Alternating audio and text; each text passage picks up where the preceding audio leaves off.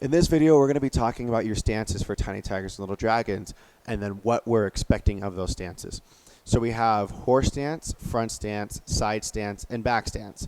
Kibadachi, horse stance, Zenkutsudachi, front stance, Yoko Kibadachi, side stance, and Kokutsudachi, back stance. We're in Kibadachi, so we're going to move our legs out to the side. We're going to pull our hands back to our hips just like this. You want to make sure that your knees are above your toes. The width of your feet is about twice the width of your shoulders. And when I bend, I want to get a decent bend, right? I don't want to be up here being lazy. I do want to start focusing on the strength of my legs. Similar to straddling or like sitting on a horse, right? Kibadachi, right here, okay? I want to make sure that I keep my back straight and my bum is tucked. So my bum is not going to stick out like this. My bum is tucked and my hands are pulled back. I don't want my hands in front like this. I want them pulled back because I want to get used to the flexibility of pulling my shoulders and my back at the same time. I want to use those muscle groups. So the more I force myself to pull this back, the better it's going to be for me in the long run, especially when I start using those muscle groups later on.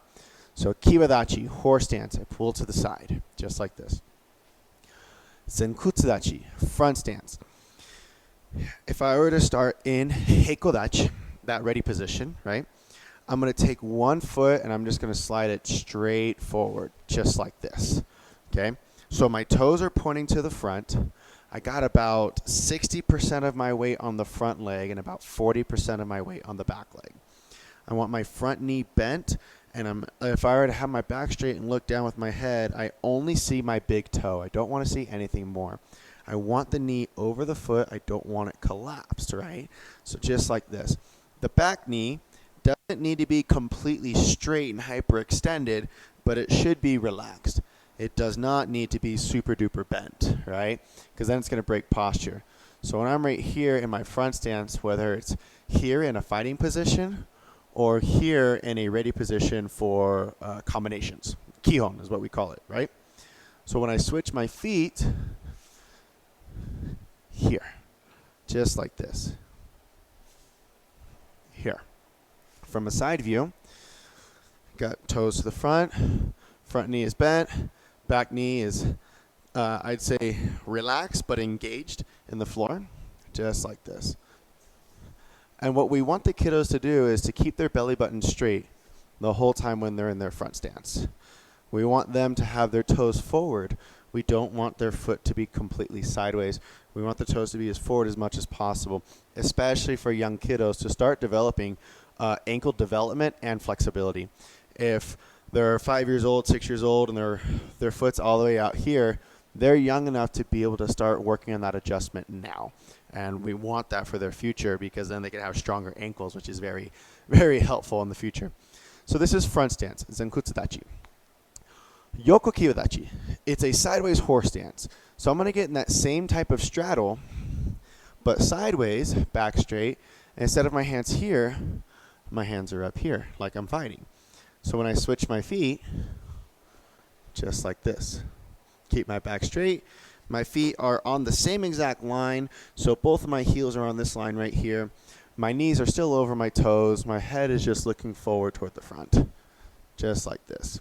So if I were to turn sideways this way, I'm right here. Belly button is to the side, back is flat. Here, and switch. And switch. That's Yoko Kibadachi, side stance. Kokutsudachi, back stance. Now this one is a little bit tricky. For the tiny tigers and little dragons, we simplify it a little bit more than we would for the beginners or intermediates. What I would say right now is go ahead and assume a side stance. So I'm right here. Now take your front foot and pivot on the heel. So pick your toes up and point them forward. So notice that I'm pivoting on the heel, not the ball of my foot, but the heel. That is fairly important. I'm going to keep both of my knees bent, and I'm just going to push a little bit of my weight back.